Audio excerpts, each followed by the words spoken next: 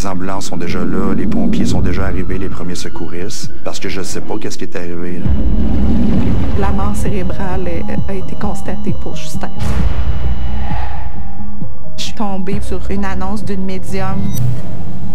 Justin s'est placé entre son papa et sa maman lors de la rencontre. On a senti qu'il y avait une présence assez précise de Justin au travers elle. C'est quoi qui se passe, là, tu sais?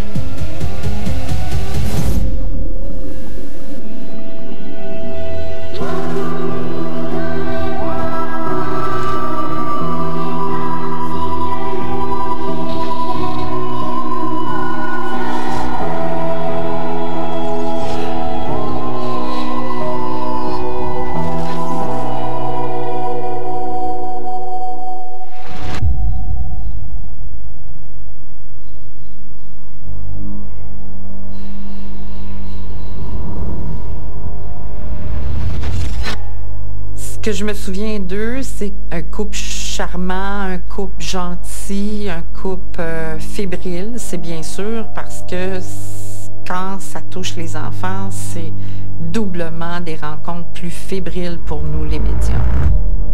Je m'appelle Justin, j'ai 2 frères. Je m'en vais à l'école Vision première année. On a tout le temps dit Justin est né avec une vieille âme. À 7 ans déjà, il fallait que ça roule à 100 000 à l'heure. Il jouait, mais souvent, il travaillait. Papa, je vais aller t'aider. Plus tard, j'aimerais ça, travailler avec papy dans ses camions. Comme s'il n'y avait pas de minute à perdre, là.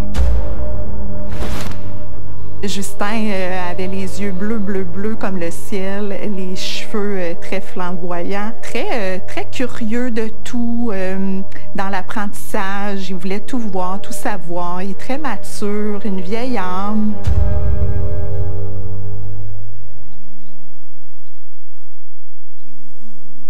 Au printemps 2017, Justin était sur le point d'avoir 8 ans.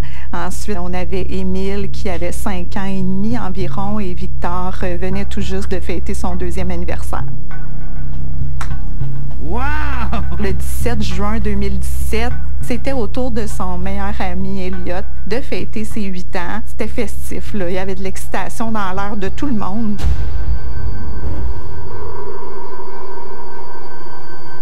La dernière chose là, que je me suis assurée de faire avant qu'il quitte, ça a été de bien le crémer pour protéger sa petite peau de rouquin avant de partir. Puis il était tellement excité qu'il est parti dans le garage et il est revenu me donner un gros câlin ce matin-là. J'ai l'impression que c'était comme une façon de me dire « Merci, maman, d'avoir tout fait ça pour moi ».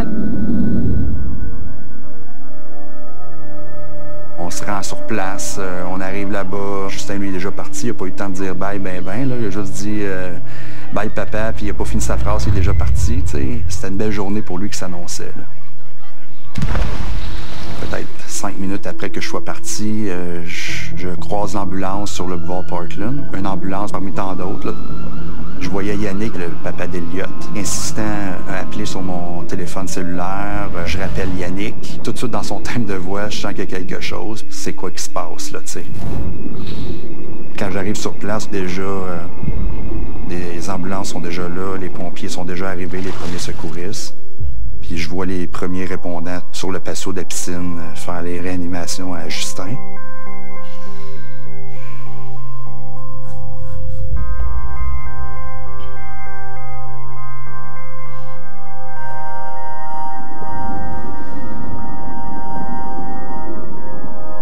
En juin 2017, ça fait 17 ans à ce moment-là que j'étais avec Benoît.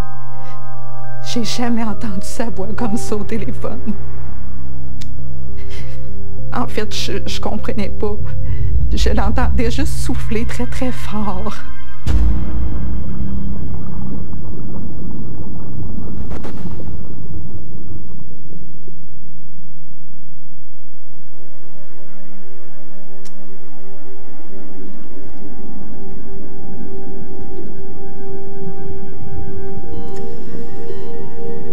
On s'est stationné rapidement après près de l'urgence. On est rentré là en courant. Justin était dans la salle de trauma.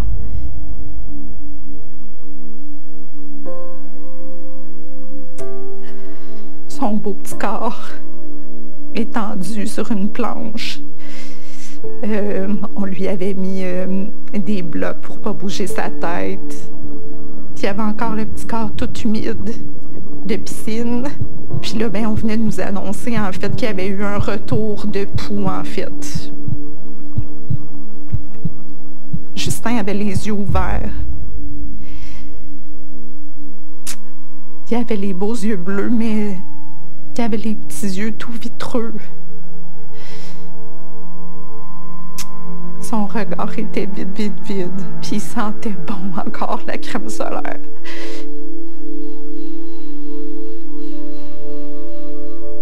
Il était branché, bien sûr, là, sur respiratoire. En réalité, il ne savait pas qu'est-ce qui pouvait arriver par la suite. Est-ce qu'il revient, est-ce qu'il ne revient pas? S'il revient, comment il va revenir? Aucune idée. Ça faisait presque 24 heures. Ils ont fait des tests neurologiques. Il n'y avait plus rien.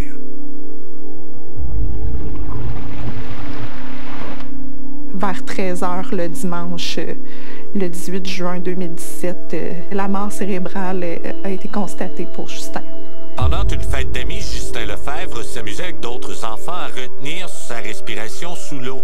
L'enfant de 8 ans a ensuite perdu conscience. Malgré l'intervention rapide d'adultes, dont un médecin, les dommages au cerveau étaient irréversibles. Début de l'automne 2017, je ne peux savoir comment se fait-il que je sois tombée par un pur hasard sur une annonce d'une médium qui était pas loin de chez moi. Ça m'a interpellée. Je ressentais ce besoin-là de, si j'avais pu venir la consulter le lendemain matin, je pense que je l'aurais fait. Je me serais déplacée le plus vite possible pour venir voir. Pour faire notre deuil suite aux funérailles de Justin, Marie-Pierre m'a parlé d'une dame, de Linda, qui parlait justement avec l'au-delà, puis elle était vraiment intéressée à ça. J'ai pas dit non, mais je veux dire, j'allais pas là en disant ça va révolutionner notre deuil, là, on passera pas à travers de ça à cause de ça. On parlait à Justin, peut-être pas non plus. Je croyais pas vraiment à ça en réalité.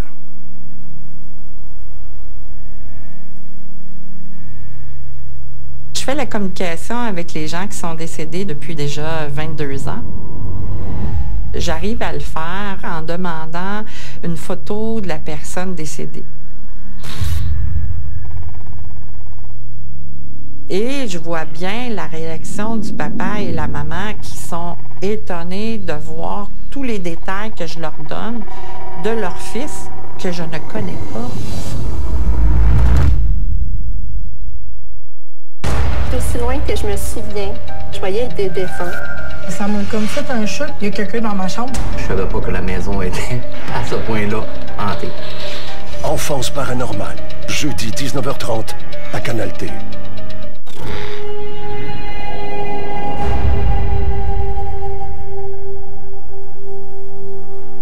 Face à l'invisible et à l'au-delà, c'était des choses que, oui, j'avais déjà lues là-dessus, mais pour moi, c'était pas vraiment quelque chose que je croyais à ce moment-là. Tant que je me suis pas assise devant elle, je n'avais aucune idée de comment ça se passerait. On arrive chez Linda, on est très bien reçus, on a emmené des photos de Justin. J'arrive à capter l'information avec les gens qui sont décédés, surtout avec les photos que les gens m'apportent. Quand j'ai la photo avec moi, tous mes sens sont allumés. Donc, je peux voir, je peux sentir, je peux goûter, je peux entendre, je peux ressentir au niveau de mon corps des traits de caractère que cette personne-là a. Je rentre dans la matière un peu aussi, si on veut, pour aller chercher leur taux vibratoire, leur fréquence, parce que moi, j'aime beaucoup le comparer à des stations de radio. Nous, on est sur une station X et eux sont sur une autre station. J'arrive à leur taux vibratoire à eux.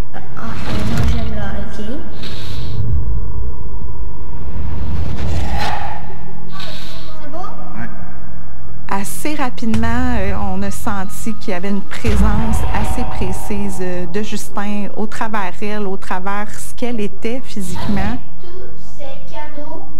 Justin s'est placé entre les deux, entre son papa et sa maman lors de la rencontre, puis Il regardait. Elle nous disait qu'il était très présent. Elle nous avait dit, mon Dieu, si vous pouviez avoir mes yeux, là, il est tellement proche de vous autres, il est entre vous deux. Puis là, ben, c'est sûr que ce qui a été très, très bouleversant pour moi, et d'autant plus pour son papa, pour mon conjoint Benoît, c'est quand elle nous a dit qu'il jouait à coucou en arrière de lui, parce que son papa et Justin étaient très taquins tous les deux ensemble, et c'était presque incroyable. C'est des moments très intimes, c'est des moments qu'on a vécus en famille, à la maison, qui étaient impossibles de décrire aussi précisément que ça.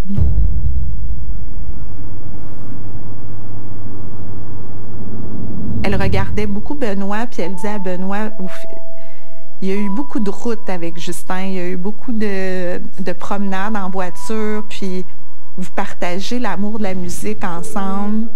Alors ça aussi, ça a été très, très touchant. Je sais que ça a été aussi très touchant pour Benoît, ces moments-là, parce que oui, c'était des instants très précieux. Quand Linda commence à nous raconter qui est dans le fond les genres de musique qui jouaient dans le véhicule avec moi quand on allait à l'école le matin, mon côté rationnel me disait que personne ne savait ça. Là. Fait que, c'est pas Marie-Pierre qui avait parlé avec Linda avant non plus. Là, t'sais.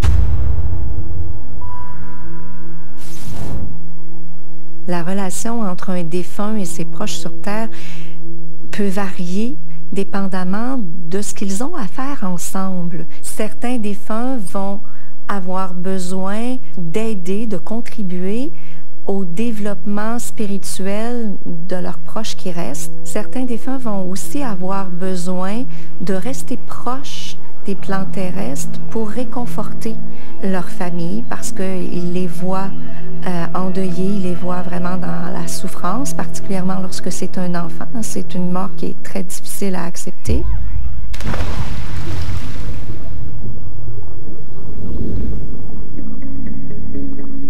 À un moment donné, dans la consultation, elle a compris des choses.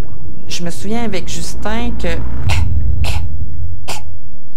peut-être que j'étais comme étouffée, que je suis étourdie un peu. Et elle me répétait après ça souvent que c'était juste un jeu. À un moment donné, Justin m'a carrément expliqué qu'est-ce qui s'était passé dans son petit corps. Que c'est comme ça avait arrêté, c'est comme s'il m'expliquait qu'il avait étouffé et non pas noyé. Donc, il me donnait plein de précisions comme ça, mais à ce moment-là, Marie-Pierre et Benoît avaient pas aucune information encore sur la cause de l'accident, de ce qui était arrivé à ce moment-là. Les gars, ils adorent ça. Il y a du son, il y a de l'action. Une job simple peut devenir un casse-tête. C'est un peu ça la beauté de la chose. Ça va péter. Fermont, mardi 19h30 à Canal D.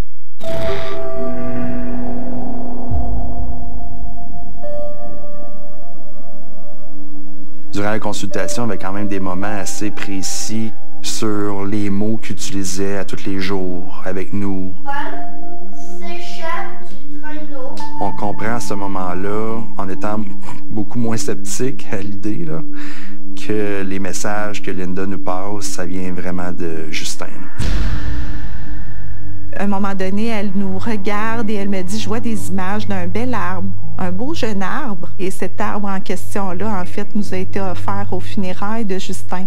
C'est un arbre qui a été offert par des amis qu'il avait à l'époque 8 ans de vie, cet arbre-là, et qu'on a ramené à la maison et qui a été planté en avant de la maison avec beaucoup, beaucoup d'amour là, à la fin juin. Et Linda nous avait dit, accrochez-vous, allez souvent le voir, ce bel arbre-là. Il se tient vraiment pas loin. Il est proche, proche, proche, Justin. Puis elle me dit, t'as quelque chose aussi, ça se peut-tu que ce soit en lien avec ton bras, aussi un emprunt dans mon bras, et je venais d'aller me faire un tatouage là, significatif pour Justin. Et il y avait l'arbre aussi, puis c'était l'hiver, alors j'avais un gros col roulé, j'avais une manche longue. Il n'y a pas personne qui a vu le tatou de Marie-Pierre. C'est des choses que c'est quand même assez privé. Là. Personne ne savait ça. Là. C'est des détails tellement minimes, tellement précis. C'était inconcevable de ne pas croire que ça venait pas de lui, qui était proche de nous. Là. Suite à cette rencontre-là avec Linda, il y a beaucoup de signes que moi, je ne remarquais pas auparavant. Puis elle nous l'avait mentionné, tous les petits signes. Justin ne vous parlera pas, mais il va vous parler en signes. Des papillons, quand on était juste en famille, des papillons oranges qui se promenaient alentour de nous. Les signes d'un défunt à ses proches sont multiples. On peut en avoir de toutes catégories. Par exemple, les défunts vont nous envoyer des animaux, que ce soit des oiseaux, des papillons, mais vont parler à travers ça. Ça peut être des manifestations physiques comme les lumières, on voit souvent ça, ou les horloges, tout ce qui marque le temps. Et on sent bien que c'est un clin d'œil du défunt ou que le défunt utilise ça pour nous passer un message. À la maison, nous, à chaque printemps, on a la visite depuis presque 7 ans d'un beau lièvre rouquin qui vient passer, qui vient s'installer pendant quelques semaines dans notre cour arrière. On n'a jamais vraiment eu de lièvre chez nous, même si on est en campagne, mais là, un petit lièvre roux qui sortait du bois. Quand on était à l'extérieur, il était pas si loin que ça de nous, t'sais. Alentour de son bel arbre qui a grandi en avant de la maison, souvent des papillons qui se promènent alentour de cet arbre-là parce qu'on en a plein d'autres en avant à la maison. On reste sur un terrain boisé, mais souvent, c'est alentour de cet arbre-là. Cet arbre-là fleurit tout le temps, pas mal au même temps que sa fête, là, tu sais. C'est un arbre quand même assez important qui grandit avec ses frères. Là.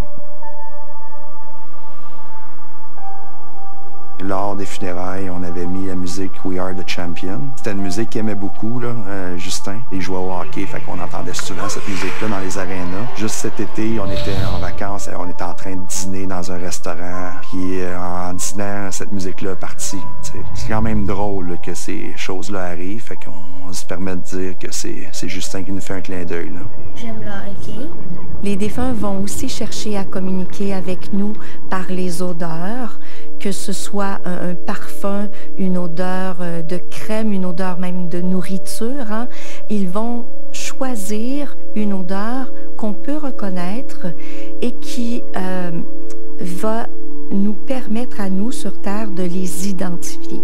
C'est sûr que l'odeur de crème solaire, la fameuse marque de cette crème solaire-là, elle est très, très marquante et je la sens encore alors que des fois on est en plein hiver et je la sens étrangement souvent quand je fais des choses en lien avec ce qu'il aime, quand je suis en train de cuisiner, quand je suis en train de travailler à quelque chose dans le garage alors que je sais que c'est quelque chose qu'il adorait. Les études scientifiques qui ont été faites sur les communications avec les défunts, ces études-là démontrent qu'il y a un effet positif sur la manière dont le deuil va être résolu. Les personnes qui ont eu une communication avec un défunt vont généralement se rétablir plus rapidement et d'une meilleure façon que les personnes qui n'ont pas eu de communication avec un défunt. S'échappe du train. Je remercie Marie-Pierre qui avait pris une bonne décision à ce niveau-là, d'aller voir Linda, d'autant plus que j'étais sceptique au départ. C'est certain que cette consultation nous a ouvert à cette dimension-là. Le 5 juin 2018, en fait, c'était le jour de ses 9 ans à Justin. Et par la poste, je reçois une grande enveloppe brune. C'était le rapport du coroner. C'était comme de nous confirmer que c'était totalement accidentel et qu'il n'y avait pratiquement pas de de recommandations suite à tout ça parce qu'en fait, c'est un accident, il n'y a pas eu de négligence, il n'y a pas eu de problèmes médicaux, tout a été analysé. Donc, pour Justin, ça a été un décès en fait par suffocation.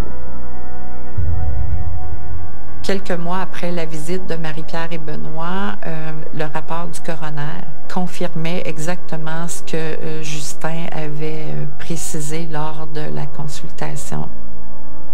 De recevoir ça la journée de son anniversaire, c'était possiblement une façon d'essayer de nous rassurer.